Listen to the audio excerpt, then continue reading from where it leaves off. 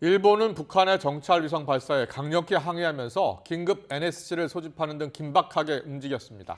북한 발사체가 궤도에 진입했는지 여부를 포함해서 성공 여부는 아직 확인되지 않았다는 입장인데요. 일본 현지 연결합니다. 김세호 특파원. 네, 도쿄입니다. 네, 지난밤 정적적으로 이루어졌죠. 북한의 위성 발사. 일본 정부도 긴급히 움직였습니다. 강력히 항의했죠. 네, 일본 정부는 어젯밤 북한이 정찰 위성을 발사하자 전국 순시 경보 시스템 J-알러트를 발령하고 발사 소식을 신속히 전파했습니다. 이후 기시다 후미오 총리 주재로 심야에 긴급 국가안전보장회의 NSC를 열어 관련 대책을 논의했습니다.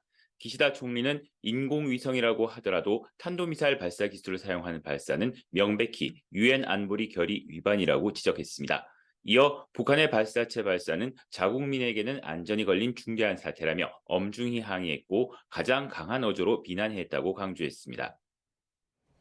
네, 그럼 일본 정부는 북한의 위성 발사 성공 여부에 대해서 어떻게 평가하고 있습니까?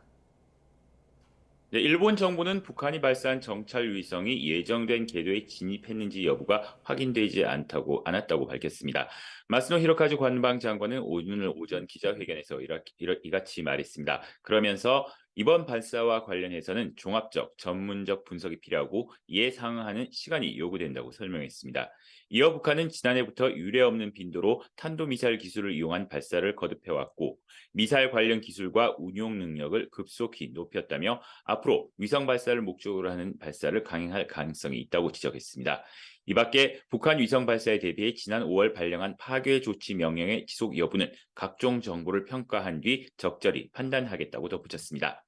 일본 정부 관계자는 북한의 정찰 위성이 궤도 진입을 위한 속도에는 아직 이르지 못한 것으로 보인다고 말한 것으로 알려졌습니다. 일본 방위성 관계자는 정찰 위성이 궤도에 진입하려면 보통 초속 7.9km 이상의 속도가 필요하고 위성으로서 기능을 하려면 지상과의 통신 등이 필요하다고 설명했습니다. 현재 방위성은 북한의 정찰 위성과 관련해 속도와 통신 상태 등을 분석하고 있는 것으로 알려졌습니다. 지금까지 도쿄에서 전해드렸습니다.